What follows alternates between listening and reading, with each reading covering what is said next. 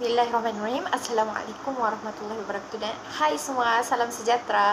Okey, hari ni Aisyah mau share sikit tentang satu filem ni, iaitu Joker. Okey, semua mesti pernah tengok Joker kan? Kalau kita tengok cerita Batman lah, mesti ada watak Joker. Tapi watak Joker sana as a franchise je, dia tambahan je di sana. Tapi untuk filem Joker ni, dia menceritakan tentang villain itu sendiri. Filem Joker merupakan drama debaran Amerika Syarikat pada tahun 2019 arahan Todd Phillips dan juga merupakan salah satu Warner Bros. Picture. Filem ini berdasarkan watak The Joker daripada DC Comics yang dilakonkan oleh Joaquin Phoenix. Dalam filem Joker, Joaquin Phoenix membawa watak sebagai seorang out of flex yang merupakan seorang standard komedian yang gagal.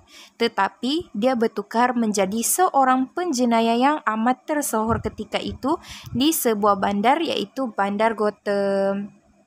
Antara watak lain dalam filem Joker adalah Frances Conroy sebagai Penny Fleck yang merupakan ibu kepada Arthur Fleck yang sedang sakit tenat. Dia juga pernah bekerja dalam sebuah syarikat iaitu syarikat Thomas Wayne. Antara watak yang turut menjayakan filem Joker ini adalah Robert De Niro. Dalam filem Joker akan berlatar belakangkan Bandar Gotham pada era 80-an dan Robert De Niro akan membawakan watak seorang hos rancangan televisyen yang berperanan dalam membentuk asal-usul penjahat terkenal iaitu Joker. Hai, Assalamualaikum warahmatullahi wabarakatuh. Nama saya Muhammad Fikrul Mawazin bin Mubarak, nombor matrik D1921164. Okey, hari ini saya akan menceritakan sedikit berkaitan masalah yang dikenal pasti dan di dalam filem Joker. Siapakah yang terlibat di dalam dilema etika ini adalah 3 watak, iaitu watak Joker, Robert De Niro dan Zazie Beetz. Okey, jom saksikan. Masalah yang dikenal pasti dalam watak Joker ni adalah Joker ni selalu ditindas oleh masyarakat sekeliling yang ada di penempatan beliau. Maksudnya Joker ni dia selalu ditindas oleh orang sekeliling dia. Dan Joker ni juga mempunyai penyakit mental seperti gelak secara tiba-tiba. Dan dari situlah orang melihat yang Joker ni sebenarnya mempunyai masalah. Dan orang merasakan diri beliau tu adalah satu kepelikan dan kadang-kadang ia menjadi suatu perkara yang menakutkan dan berbahaya kepada diri mereka sendiri. Okey, justru daripada situlah Joker ni menanamkan satu perasaan yang memberontak dan berubah kepada perilaku daripada menjadi seorang yang baik iaitu penghibur dan mengubah attitude kepada kelakuan yang jahat. Okey, seperti melakukan jenayah, rompakan, pembunuhan dan mengetuai sesuatu rusuhan. Seterusnya, watak yang kedua adalah Robert De Niro. Masalah yang dikenal pasti dalam watak Robert De Niro ni adalah Robert ni seorang pengacara dalam sebuah acara yang berada di televisyen. Okay, Robert De Niro ni dia ketika mewawancara Joker, dia telah menjatuhkan air muka Joker dengan persoalan-persoalan yang dikemukakan ketika mewawancara. Itulah menjadi satu kemarahan kepada Joker. Lalu Joker membunuh Robert De Niro di set rakaman acara TV tersebut. Okay, seterusnya watak yang ketiga adalah watak Zazie Beetz. Okey, masalah yang dikenal pasti dalam watak Zazie Beetz ini adalah Zazie Beetz ni sebenarnya adalah jiran kepada Joker. Mereka menjadi kawan rapat sejak mengenalinya. Okey, Zazie Beetz ni dia ingin membantu Joker untuk menjadi lebih semangat dalam kehidupan sehariannya selepas Joker ditindas oleh masyarakat sekeliling. Namun Zazie Beetz ni dia tidak mampu dan tiada cara untuk membantu Joker untuk menjadi insan yang lebih baik. Dia membantu hanya sekadar dari segi moral sahaja. Dan pada pendapat saya, Joker ni dia tidak membuat pilihan sendirilah.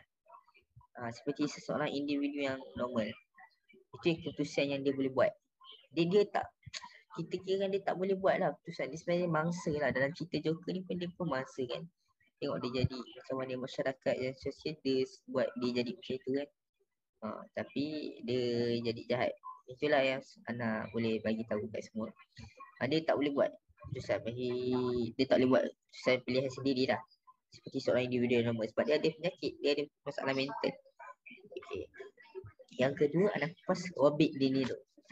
Robert De Niro ni keputusan yang Robert De Niro ni pilihan yang ada untuk watak keputusan pilihan dalam cerita ni, bagi saya pilihan yang Robert De Niro buat ni adalah tidak betul. Hal ini kerana bagi saya Ana ada dia kerana dia membuat pilihan dia dalam satu rancangan reality TV tu yang kita tengok ni, yang menyebabkan dirinya terbunuh. Sebenarnya kalau kita tengok ni, Robert De Niro ni, dia tidak boleh menendah atau memprovokasi dan memalukan Joker sebenarnya, sebab dia buat pilihan macam tu. Tengok dalam cerita tu, tengok masa yang akhir tu kan, dia provok, lepas tu Joker luahan, Joker cakap benda yang betul, dia macam menganjing ke, dia mempermalukan lagi lah, dan menyebabkan Joker membunuhnya. Dan bagi Ana lah, Robert De Niro ni, dia seorang yang terkenal dan dia seorang yang seorang yang terkenal dan profesional lah patutnya. Dia sikap dia tu, dia buatkan Joker marah dan Joker masa tu hilang pertimbangan sehingga Joker bunuh je lah. Tengok Joker tembak kan. Kita tengok pada pendapat saya sebagai seorang profesional lah, dia dah host kan, dia tahu Joker tu macam mana, sakit kan. Dia tak tahu tapi dia sepatutnya dia memainkan peranan untuk bersikap rasional lah. Kalau Joker cakap-cakap proses ni, ni lah, kena rasional lah, profesional lah, dan tidak mengeluhkan keadaan. Itulah yang sepatutnya pilihan yang dia buat tu, sepatutnya dia boleh buat pilihan lain. Dia tak boleh, dia tak provoke, dia tak membuatkan Joker kan. Tapi dia buat pilihan yang macam itu pilihannya dan menyebabkan dirinya terbunuh. Yang akhir sekali Ana ambil adalah Penny Flat. Penny Flat ni adalah watak Penny Flat ni merupakan ibu angkat pada Joker. Dia ada hidap gangguan mental juga. Dia hidap seorang dengan narcissistic personality disorder atau gangguan kepribadian. Narcissistic umumnya menyukai ketika dirinya mendapat cerita diri yang ideal.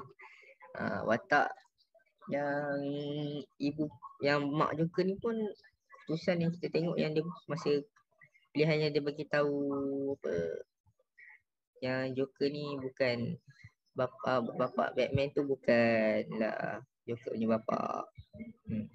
Sepatutnya pilihan yang kita sarankan, pilihan dia tak payah cakap Batman tu bapa Joker. Dia cakap, dia buat macam tu kan, dia Joker jadi macam tu sebab dia lah juga bagi Ana. Patutnya dia tak buat lah provok macam tu kan. Patutnya pilihan dia boleh, dia tak bagi tahu kan. Tak adalah Joker jadi macam marah sangat. Okey, itulah sekian daripada saya. Apakah nilai yang perlu diutamakan oleh watak apabila membuat keputusan?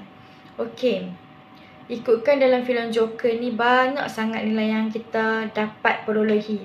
Tapi ikutkan nilai yang perlu diutamakan oleh Joker ni membuat keputusan, yang paling penting sekali dia kena bersabar. Sebab bila kita bersabar ni lah, semua benda jahat yang kita nak buat semua tak akan jadi. Bila kita sabar, kita punya nafsu ni boleh terkawal. So, dia bolehlah kawal diri kita daripada membuat perkara yang bukan-bukan. So, Arthur ni kena bersabar dan dia kena terus mengambil ubat. Sebab dia dah tahu dia ada penyakit mental. Lepas tu dia dah makan ubat dia. Tapi last sekali dia tinggalkan ubat dia tu. Sepatutnya dia tak perlu tinggal. Dia sepatutnya kena berterusan ambil ubat tu, supaya benda-benda yang buruk tak berlaku dalam hidup dia. Tengok sekarang, dalam cerita tu lah, bukan sekarang. Tengok dalam cerita tu, daripada Arthur dia bertukar kepada Joker. Sebab apa? Sebab dia dah tak mampu nak kawal dia punya emosi, dah tak mampu dah. Dia cuma nak benda-benda yang menggembirakan je. Okey, yang itulah yang paling penting sekali yang dia perlu utamakan. Dan sampingan lah, kita ni sebagai umat Islam, sebagai Muslim, kita ni yang paling penting juga kita kena bersabar. Dan kita, umat Islam, kita ada Allah kan. So, bila kita ada masalah apa, kita mengadu je dekat dia. Kita ada ujian, kita ada dugaan yang teruk sekalipun, kita solat, kita doa kepada Allah supaya kita diberi kesabaran yang paling tinggi dan kita mampu nak hadapi ujian dan dugaan tersebut. Keputusan yang dibuat oleh watak untuk menyelesaikan dilema tersebut. Masihkah ingat masa pembunuhan pertama Arthur? 3 orang pekerja Wayne Enterprise yang nak mengganggu seorang perempuan asing, tetapi akhirnya membalas teror Arthur di dalam gerabak kereta api. Okey, ini video Arthur mula-mula kena bully. Lepas tu dia tembak ketiga-tiga pekerja itu. Kenapa dia tembak? Dengan niat mempertahankan diri. Arthur menembak kedua-dua lelaki itu dan mengejar lelaki ketiga untuk menghabiskan proses pembunuhannya. Pada awal ini, mungkin kita boleh kata ini sebagai langkah mempertahankan diri setelah bertahun-tahun menyimpan dendam dan marahnya kepada masyarakat. Dalam ketakutan, Arthur melarikan diri setelah episod berdarah itu dan menyorok dalam bilik air. Akhirnya, sesuatu berlaku dalam diri Arthur. Dia tidak lagi menafikan sifat dirinya yang sebenar dan mula mengambil kekuatan daripada agent traumatik itu. Tariannya ketika ini saya melihat sebagai transformasi rasmi daripada seseorang individu biasa yang tak dikenali, iaitu Arthur, kepada permulaan kelahiran seseorang penjenayah legenda yang bernama Joker. I thought it was going to bother me, but it really hasn't. Sehinggalah ke saat paling genting, Arthur meluahkan kata-katanya. I used to think that my life is a tragedy, but now I know it's a fucking comedy. Bagi pesakit keseluruhan mental, perang yang tanpa henti dalam kepala sangatlah memenatkan. Malah lebih penat apabila berhadapan dengan masyarakat yang tak kenal erti simpati dan hanya tahu melabel sahaja. Namun setelah tiada ubat, tiada terapi dan tiada lagi bantuan diberikan, Arthur memilih untuk embrace his inner demon sebagai sumber kekuatan untuk dibangkit kembali. Bismillahirrahmanirrahim. Alhamdulillahirabbil alamin wassalatu wassalamu ala asyrafil anbiya'i wal mursalin wa ala alihi wa sahbihi ajma'in, amma ba'd. Okey, nama saya Muhammad Ali Adam, nombor mesej saya di 183111094.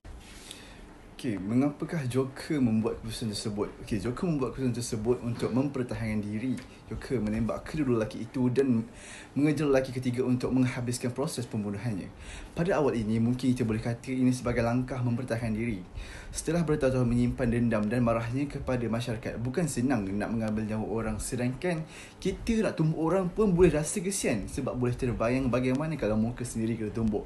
Dan kita terus tak jadi nak tumbuk orang itu. Ini namanya empati, tapi apatah lagi jika membunuh. Rasa empati yang hilang dalam diri, hilang juga sifat berperi kemanusiaan dalam diri. Okay.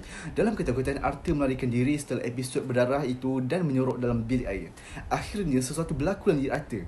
Dia tidak lagi menafikan sifat dirinya yang sebenar dan mula mengambil kekuatan daripada adegan traumatik itu.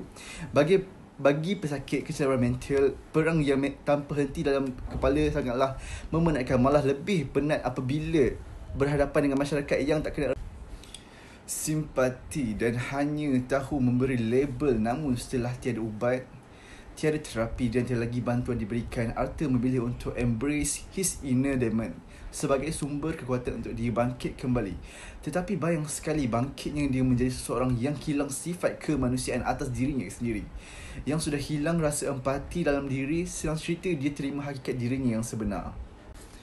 Okay, adakah Joker membuat pilihan yang betul? Jika tidak, nyatakan sebab. Okay, sememangnya tindakan Joker membunuh orang adalah salah sama sekali kerana mengikut dari segi undang-undang maupun hukum Islam. Krisis kebebasan diri ini antara yang sering berlaku kepada seseorang, sama ada anak muda maupun orang dewasa. Okay, bermula dengan kurangnya pengiktirafan oleh ibu bapa sehingga merasakan tiada nilai yang unik terhadap diri dan akhirnya jatuh self-esteem sehingga merasakan diri tiada fungsi untuk masyarakat. Contohnya, jika aku berhenti belajar pun tak membawa apa-apa kehilangan pun kepada universiti. Jika aku berhenti kerja pun akan ada sentiasa pengganti baru di syarikat ini. Okey, persepsi ini boleh menyerang siapa sahaja tanpa mengenal usia atau bangsa. Rasa tiada identiti dan rasa tiada nilai membuatkan rasa sama saja tidak ada di dunia ini atau tidak, sehingga muncul rasa kosong dalam diri dan tidak ada arah tujuan, melainkan hidup seperti robot belajar exam kerja balik. Okey, dan proses ini berterusan setiap hari. Kita tak tahu siapa Arthur dalam kalangan kita yang berposisi untuk menjadi Joker. Hasil daripada tekanan dan layanan oleh masyarakat sekeliling, pembulian di tempat kerja, kutukan di media sosial dan maupun ketidakpedulian yang kita berikan kepada seseorang sehingga dia merasakan dirinya halimunan boleh membawa kesan yang kita tak nampak. Okay, namun simpati dan layanan kasih sayang dari hati mampu muncul seandainya kita mempunyai persepsi bahawa tak sempurna kesihatan seorang tanpa kesihatan mental. Seperti mana kita boleh memberi layanan kasih sayang, simpati dan sokongan kepada mereka yang berjuang dengan isu kesihatan fizikal seperti kanser darah tinggi, diabetes dan sebagainya. Kenapa kita tak boleh beri layanan yang sama kepada mereka yang berjuang dengan isu kesihatan mental dan berkemuran, kegelasan bipolar dan sebagainya? Biarpun kalau kita tak tahu bagaimana nak tolong atau tak tahu nak cakap apa, berdiam diri itu lebih baik kerana kata-kata yang salah itu mengakibatkan berbanding sunyi sepi ketidakpedulian seseorang tanpa respon terhadap isu ini.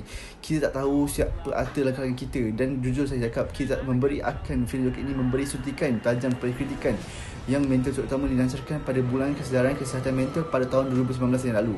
Boleh jadi kita bersetuju, boleh tidak bersetuju, tetapi akhirnya kita perlu sedar Joker hanya sekadar watak imaginasi dan filem Joker ini sekadar filem dan tidak sekali akan menjadi sebuah dokumentari. Itu sahaja daripada